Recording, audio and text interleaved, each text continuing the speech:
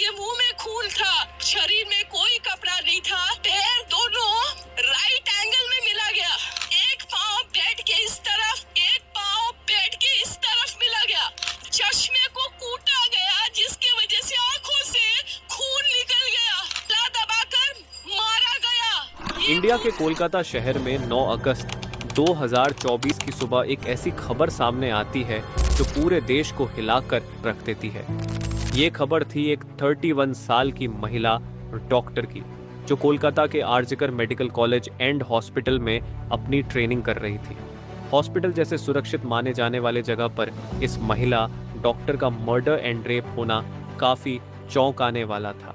इस घटना का खुलासा तब हुआ जब डॉक्टर के डेथ बॉडी का पोस्टमार्टम किया गया। इस रिपोर्ट ने लोगों की रूह तक को हिला दिया, क्योंकि यह मामला सिर्फ एक मर्डर का नहीं था, बल्कि इससे कहीं ज्यादा खौफनाक केस था।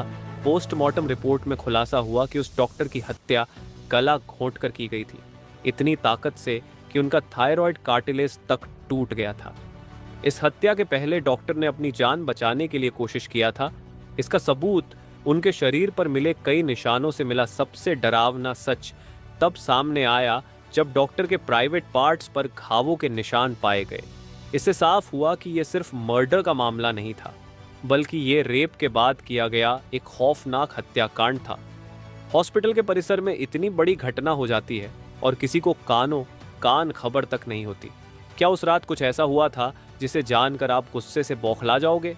क्या वहां कोई और था जिसने इस क्रूर घटना को अंजाम दिया? और अगर था तो आखिर कौन था? इन्हीं सवालों के जवाब खोजते हुए हम आज की इस वीडियो में आपको बताएंगे कि आखिर क्या हुआ था उस रात इस मेडिकल कॉलेज के शांत माने जाने वाले परिसर में। जब आपको सच का सामना होगा तो यकीन मानिए आपके भी रोंगटे खड़े हो जाएंगे। Guys, before starting this video let me tell you कि मैं यहाँ पर उन फीमेल डॉक्टर को श्रुति नाम से रेफर करने वाला हूँ, एंड ये उनका रियल नेम नहीं है। सो कंफ्यूज मत होना। श्रुति एक जूनियर डॉक्टर जो कि कोलकाता के RG Kar medical college and hospital से अपनी डॉक्टर की ट्रेनिंग ले रही थी 8 अगस्त 2024 को। और दिन की तरह श्रुति अपनी नाइट शिफ्ट पर होती है और वह अपनी जॉब कर रही होती है। तभी रात के 11 बजे उन्हें अपनी मदर का फोन आता है, जैसे कि हर दिन आता था, क्योंकि पेरेंट्स को तो अपने बच्चों की चिंता हमेशा होती है। श्रुति की मदर उनसे पूछती है कि क्या तुमने खाना खा लिया और तबीयत वगैरह तो ठीक है। रिप्लाई में श्रुति बोलती है कि उनकी तबीयत एकदम ठीक है और वो बस अभी कुछ पेशेंट्स को देखने जा रही है, जिसके बाद वो अपने कलीग्स के साथ बैठकर खाना खाएंगे। अपनी मदर से बात करने के बाद श्रुति पेशेंट्स को देखने राउंड पर निकल जाती है। सारे पेशेंट्स को देखने में और अपना काम खत्म करने में श्रुति को रात के 2 बज जाते हैं, जिसके बाद वो अपने कलीग्स के साथ जाकर हॉस्पिटल कैंटीन में ही बैठ जाती है, जहां मिलकर ये लोग अपना खाना भी खाते हैं और साथ साथ थोड़ी बातें भी करते हैं।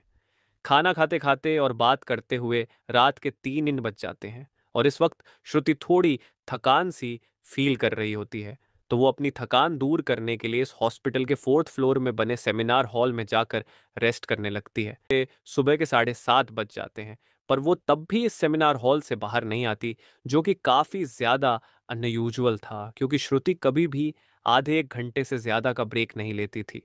हॉस्पिटल का एक वर्कर जो कि सुबह की शिफ्ट स्टार्ट होने से पहले हॉस्पिटल के सारे रूम्स को चेक कर रहा होता है, और वो ऐसे ही सारे रूम्स को चेक करते हुए इस सेमिनार हॉल की तरफ आता है। जैसे ही वो सेमिनार हॉल के बाहर आकर उसका गेट खोलता है, उसकी आंखों के सामने होता है एक भयानक नज़ारा, जिसे देखकर वो बहुत जोर से चीख पड़ता है। इस वर्कर की चीख सुनकर आसपास के लोग वहां इकट्ठा होने लगते हैं और देखते हैं कि सेमिनार हॉल के अंदर श्रुति की बॉडी बिना कपड़ों के पड़ी हुई है और उसके बॉडी पर कुछ ब्लड के निशान भी हैं। यहाँ खड़े सब लोगों के लिए ये एक ट्रामा से कम नहीं था, स्पेशली दूसरी फीमेल डॉक्टर्स एंड वर्कर्स के लिए, क्योंकि उन्होंने अपनी आंखों के सामने ऐसा नज़ारा पहली बार देखा था, वो भी हॉस्पिटल प्रेमिसेस के अंदर। श्रुति की बॉडी को देखकर आसपास खड़े सारे लोग उसे एक स्ट्रेचर पर लेटते हैं और इमरजेंसी रूम में लेकर जाते हैं ताकि डॉक्टर्स उसकी कुछ हेल्प करने के बाद भी एट द एंड श्रुति कुछ घंटों के बाद अपना दम तोड़ देती है। हॉस्पिटल में कुछ लोग थे जो कि इस मर्डर एंड रेप केस को एक नॉर्मल केस जैसा दिखाने की कोशिश कर रहे थे, जस्ट बिकॉज कि वो इस हॉस्पिटल का नाम बचा सके।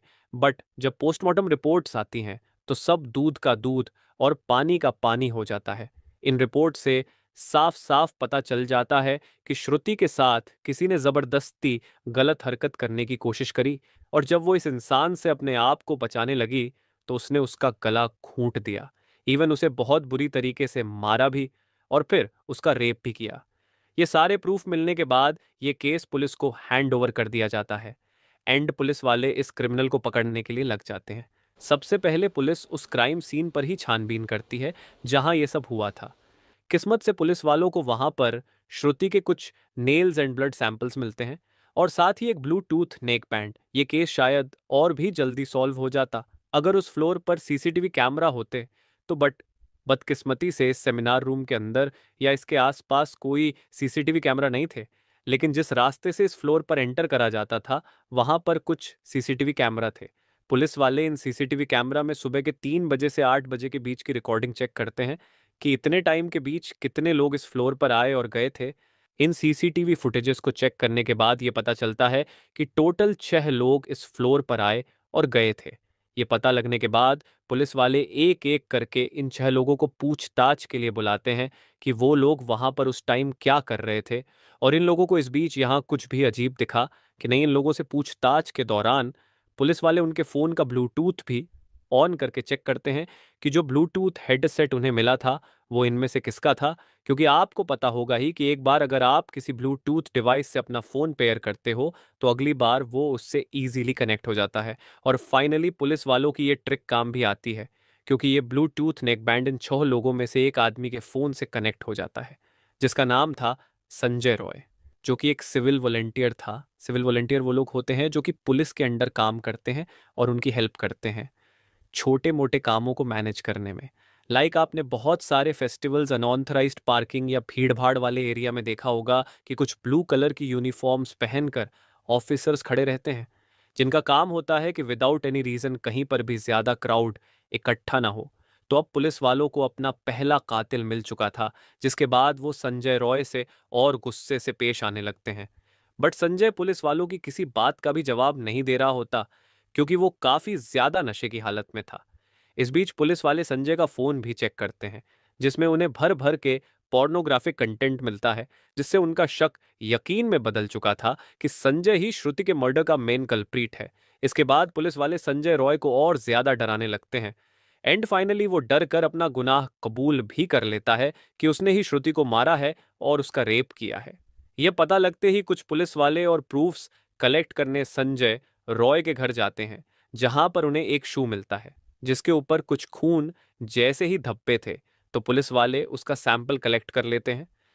थोड़ी और तलाशी लेने पर पुलिस वालों को संजय के घर के बाहर कुछ कपड़े सूखते हुए दिखते हैं, और ये वही कपड़े थे जो कि उस दिन संजय ने पहने थे, क्योंकि ये सब सीसीटीवी कैमरा में कैप्चर हो गया था, जिससे जाहिर था कि संजय ये कर रहा था।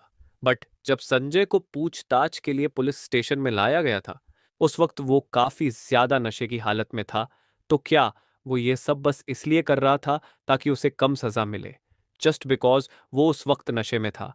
बाद में जब पुलिस वाले उस शू पर लगे ब्लड सैंपल्स को चेक करवाते हैं तो वो भी श्रुति के ब्लड से मैच हो जाता है, which was a solid proof against him. इन सारी रिपोर्ट्स एंड डिटेल्स को एक साथ कंबाइन करके पुलिस वालों को पता चलता है कि उस रात संजय रॉय काफी ज्यादा नशे की हालत में था, और वो रात के 11 बजे हॉस्पिटल में एंटर करता है। संजय अक्सर उस हॉस्पिटल में नाइट शिफ्ट किया करता था, तो उसे यहाँ की काफी अच्छी नॉलेज भी थी कि कहाँ पर कैमरा है और कहाँ पर नहीं। तो वो आराम से इस हॉस्पिटल के 4th फ्लोर पर जाकर बैठ जाता है, क्योंकि वो नहीं चाहता था कि कोई उसे ज्यादा नशे की हालत में देखे, वरना वो अपनी जॉब से हाथ धो सकता था। 4th फ्लोर पर आते ही वो अपना आराम से सो जाता है। जब उसकी आंख खुलती है तब तक सुबह के 3 बज चुके थे। तभी संजय की नजर श्रुति पर पड़ती है, जो कि रेस्ट करने सेमिनार हॉल में जा रही थी। श्रुति को अकेला देखकर संजय के इरादे बिगड़ने लगते हैं। वो पहले काफी देर तक इस फ्लोर के चक्कर लगाने लगता है, ये कंफर्म करने के लिए कि कोई यहाँ पर ज्यादा आ तो नहीं रहा। जब उसे लगता है कि हाँ उसका रास्ता साफ है, तो वो 4 बजे सेमिनार हॉल के अंदर एंटर करता है और फिर वहां से 4:45 पर बाहर आता है। इन 45 मिनट्स तक श्रुति के साथ इस आदमी ने क्या क्या किया होगा और वो कितने पेन से गुजरी होगी, ये सोचकर ही किसी का भी दिल सहम जाएगा। स्पेशली श्रुति के पेरेंट्स, जिन्होंने इतनी उम्मीद से और सेक्रीफाइसेस करके अपनी बच्ची को डॉक्टर बनने भेजा था, एंड श्रुति अपने पेरेंट्स की अकेली बेटी थी, तो उनके लिए तो ये किसी